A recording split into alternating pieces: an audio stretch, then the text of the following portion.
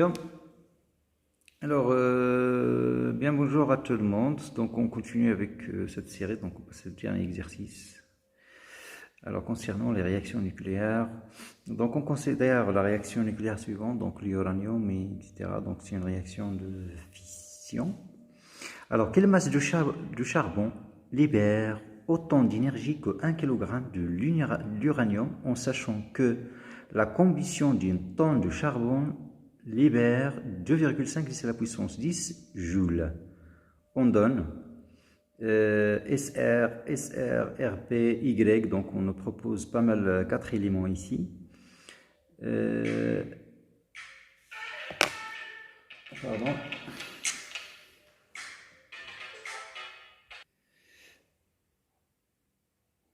Voilà, donc j'ai dit...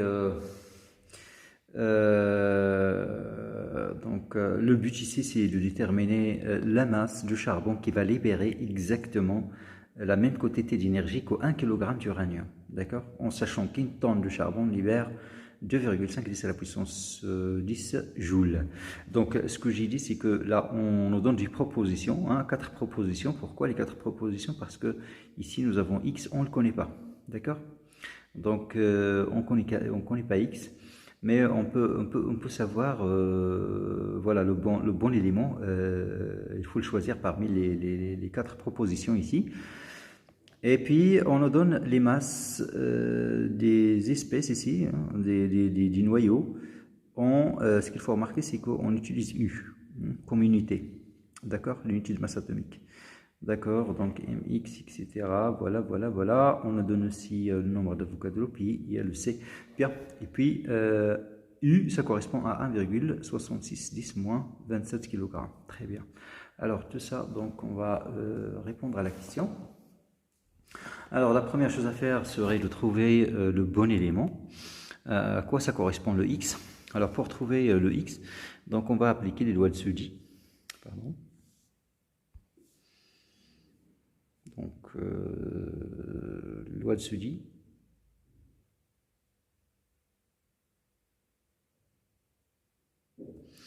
Bien.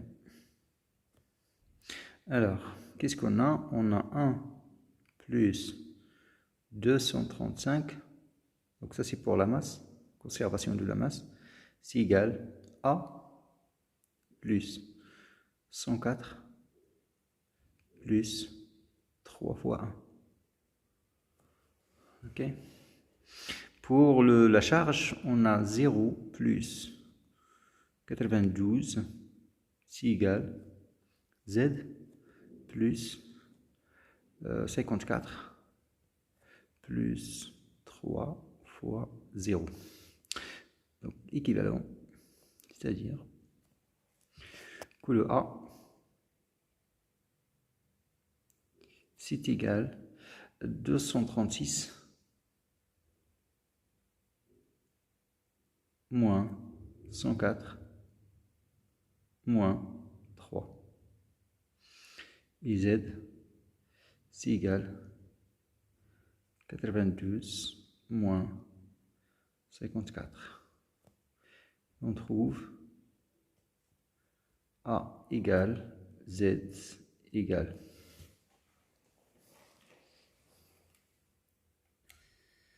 Bon, alors 236 moins 104 moins 3. Ça fait 129. Alors là, ça m'étonnerait bien, donc il y a probablement... Ouais. Il y a probablement une erreur ici. Donc je dois revenir sur le... Ok, alors 104, donc... Ouais, ça doit être... Ah, voilà, je vois l'erreur. En fait, pour l'oxynone, c'est pas 104. En fait, c'est 139, regardez. 139. Donc je dois corriger ça. Donc ici, c'est 139.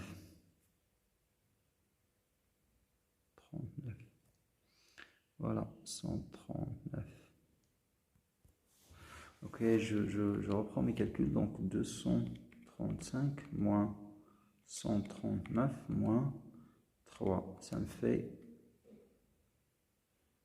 Voilà, ça me fait 93. Pour le Z, donc on fait 92 moins 54, 38. Ah, alors attends. Le neutron, 92.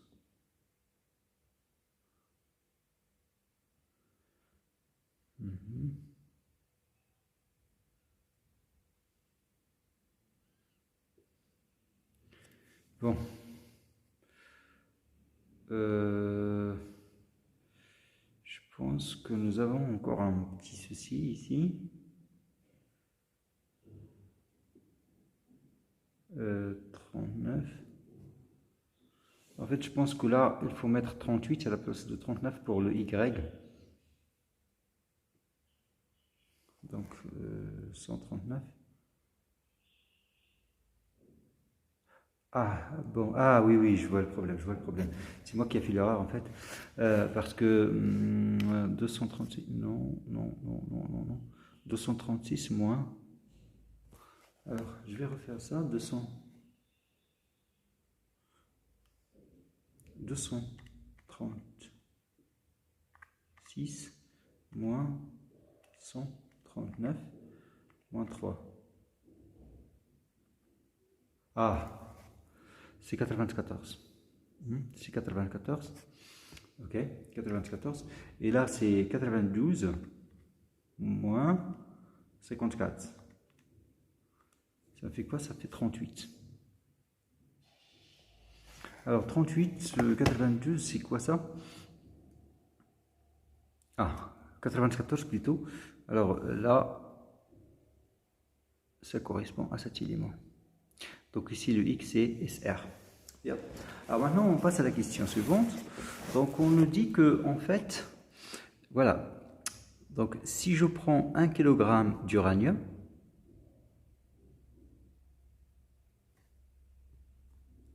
maintenant, je prends quelle est la masse du charbon, quelle est la masse du charbon qu'il faut prendre pour que l'énergie dégagée par le 1 kg d'uranium serait égale à l'énergie dégagée par la masse M du charbon. En sachant que chaque tonne, ça veut dire chaque 10 à la puissance 3 kg, ça libère 2,5 fois 10 à la puissance 10 joules. D'accord? Donc ça, c'est la question qu'on nous pose. Donc on cherche ici, on est en train de chercher la masse du charbon qui va libérer autant d'énergie qu'un kilogramme d'uranium. Bien, alors la première chose à faire, c'est quoi? Eh bien, on va chercher quelle est l'énergie libérée par 1 kg d'uranium.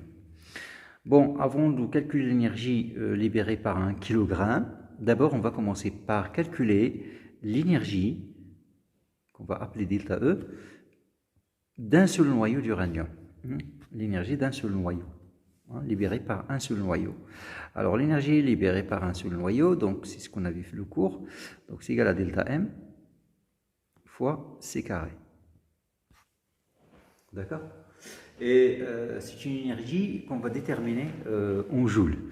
Alors, bon, la dernière fois, je vous ai parlé des unités, qu'il faut être méfiant avec les unités qu'on utilise. Donc, nous avons quoi? Nous avons les énergies d'un côté, et nous avons la masse. D'accord? Nous avons la masse. Très bien. Alors, la masse, il y a quoi comme unité? Il y a le kilogramme, il y a le U, il y a le MeV par C carré. D'accord? Il y a le MeV par C carré. Pour l'énergie, on a deux unités. On a le joule et on a le MeV. Alors ici, on va essayer de trouver l'énergie en joule. D'accord? L'énergie, elle est en joule. Alors, voilà. Donc, ce que j'avais dit la dernière fois, c'est que on peut se balader, on peut passer d'une unité à l'autre. Par exemple, du kilogramme, on peut passer vers U. C'est ce qu'on nous a justement donné dans l'énoncé. Donc, il y a un passage comme ça. Là aussi, il y a un passage. Et lorsqu'on a cette masse, lorsqu'on a la masse en mètres par c carré, c'est aussi égalité, ça devient égal à l'énergie tout simplement parce que là, on simplifie par c carré. Ce qu'on trouve la masse, c'est ce qu'on va avoir en mètres. Par contre, ici, pour passer de kilogramme au joule, non, il faut multiplier par c carré. Là, on ne fait rien du tout, on met juste l'égalité. D'accord? Et là aussi, nous avons un passage, dans ce sens-là. Donc, nous avons une relation entre le joule et le mètre. Alors ici, ce qu'on nous donne, c'est quoi? On nous donne la relation qu'on a entre le U et le kilogramme. On nous dit que un U c'est égal à 1,6, donc on a un U, c'est égal à 1,66, 10 à la puissance, moins 27 kg. Donc on nous donne ce passage-là, on le connaît. D'accord? On connaît ce passage-là. Donc on va chercher l'unité en joule. Donc voilà, on va faire ce chemin. D'accord? On va aller comme ça. Et puis, pour pouvoir déterminer l'énergie à la fin. Bien. Alors, on n'a qu'à calculer le delta M. Donc, le delta M, c'est quoi? Donc, c'est la masse des réactifs moins la masse du produit. D'accord? Donc, la masse des réactifs, donc c'est la masse d'un neutron. La masse d'un neutron. La masse du neutron, c'est 1 U. D'accord? 1 U plus la masse d'uranium. Alors, la masse d'uranium, où est-ce qu'elle est? Elle est là. D'accord? Elle est là. Bah, je l'ai écrit deux fois. Donc, c'est 235,013. 235,013. 235,013. Voilà. Pour U, je passe à X. Donc, c'est un moins. Alors, la masse de X est donnée. Ici égale 138,888. 138,888. Alors, 138,888. Je passe à Xénon. Moins. Xénon, c'est quoi? C'est... voilà, il est là. Bah, c'est ce que j'ai fait. Donc ça c'est le Xénon. Oui. Ah, pour le X, pardon. Pour le X, il est là. Donc, mais de toute façon, le Xénon, je l'ai déjà fait, donc c'est bien. C'est 93,8946. 8946. 8946.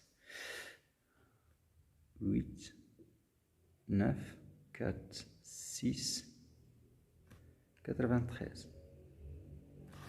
Ok, c'est bon, ça c'est pour le X. Maintenant, moins quoi? Faut pas oublier, on a 3 neutrons. Donc moins 3. Tout ça c'est en U. Maintenant, il faut passer de U vers le kilogramme. Pour cela, il faut multiplier par 1,66, 10 à la puissance moins 27. Je vérifie. 1,66, qui est 10 moins 27. 1,66, 10 moins 27. Maintenant, c'est en kilogrammes. Super. Alors maintenant, c'est là qu'il faut multiplier par quoi? Par c carré. Alors c carré, c'est 9 fois 10 à la puissance 16. D'accord? 9 10 à la puissance 16. Et tout ça, c'est en quoi? C'est en joules. Alors, je vais faire ces calculs. Je vais faire ces calculs pour voir ce que ça donne.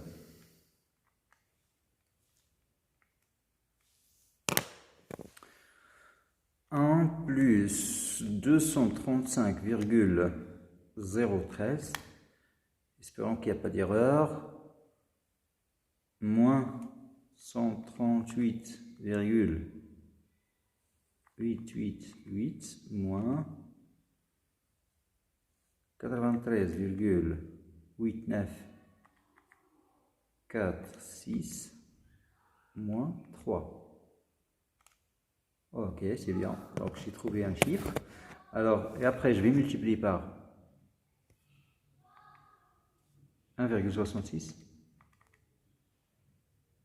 Multiplié par 9 égale à 3,4, 2, 1, 7, 6 fois quoi? 10 à la puissance. Alors, moins 27, 6, ça fait moins 21 joules. D'accord. Donc ça, c'est ce qu'on trouve. Hein. Donc c'est ce qu'on trouve. Ah non, pardon. Pardon, c'est pas. Ça, c'est 16. Hein, 16. Donc c'est pas. Donc je vais. Voilà. Et la puissance, c'est combien? C'est 11. Voilà, 11 joules. Très bien. Alors, maintenant qu'on a ça, alors ça c'est juste, l'énergie libérée par un seul noyau. Et nous, ce qu'on cherche, c'est l'énergie libérée par 1 kg. Alors maintenant, pour trouver l'énergie libérée par 1 kg, qu'est-ce qu'on va faire? On va d'abord déterminer combien de noyaux il y a dans 1 kg. Alors, c'est simple. Il suffit de prendre 1 kg et de diviser par la masse d'un noyau, c'est tout, la masse de U. 1 kg divisé par U et MU. MU, on avait dit c'est combien? Il est là. Hein, ça, c'est la masse du uranium. Donc, c'est 235,013. Ça, c'est la masse d'un noyau. Mais attention, c'est en U. Alors, ici, vous avez kilogramme. Donc, ici, c'est en U. Donc, il faut convertir. Il faut passer de U jusqu'à kilogramme. Donc, ça va faire 1,66, 10 à la puissance, moins 27 kg. On simplifie par kilogramme et on trouve le nombre de noyaux N. Donc N ici, c'est égal à ça. C'est égal. Alors je fais un calcul. Donc 10 à la puissance 27 divisé par 235,013 égale divisé par 1,66 égale. Donc, et on trouve ce chiffre-là. Donc, on trouve 2,5633 10 à la puissance 24 noyaux. Voilà, dans 1 kg, nous avons autant de noyaux. Voilà.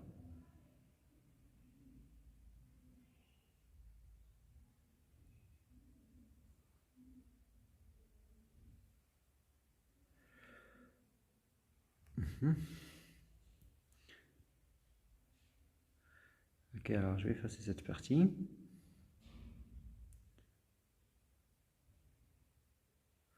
Bien. Maintenant, l'énergie libérée par 1 kg, c'est quoi? Le E qu'on cherchait, c'est l'énergie libérée par un seul noyau, qui est égal à tout ça, 3,44, 2, 1, 7, 6, 10, moins 11, fois le nombre de noyaux que nous avons dans le 1 kg, à savoir 2,5633, 10 à la puissance 24. On fait un calcul. Alors, 24 fois 3,44, 21, 76.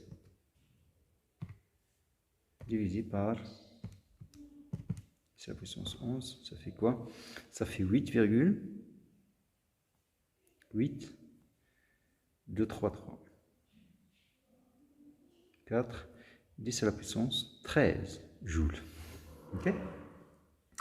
Alors, ça, c'est l'énergie nucléaire libérée par 1 kg d'uranium. Maintenant, on veut avoir la même quantité pour le charbon. Alors là, il suffit d'appliquer une règle de 3, parce qu'on sait que 10 à la puissance 3 kg, on sait que 10 à la puissance 3 kg du charbon libère 2,5 fois 10 à la puissance 10 joules.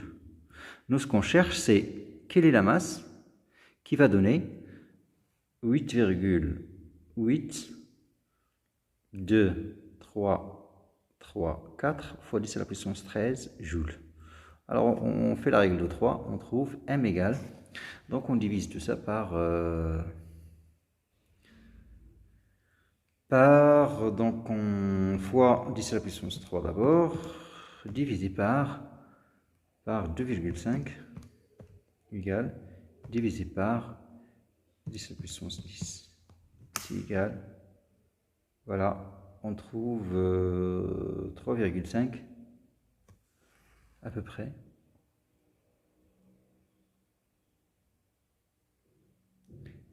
« 3,53 mégas. Ah, ça c'est en kilogrammes alors. Alors, fois 10 à la puissance 6. Alors ça c'est une tonne. D'accord? C'est une tonne. 10 à la puissance 6 kilogrammes. C'est-à-dire, c'est 5,53 kilotonnes. D'accord? Kilotonnes. Donc, vous voyez, c'est vraiment énorme. Donc, ça veut dire qu'un kilogramme, c'est l'équivalent de 5,5 kilotonnes du charbon. Ce qui montre que l'énergie nucléaire, donc c'est puissante. D'accord? Donc, c'est puissante. Bien.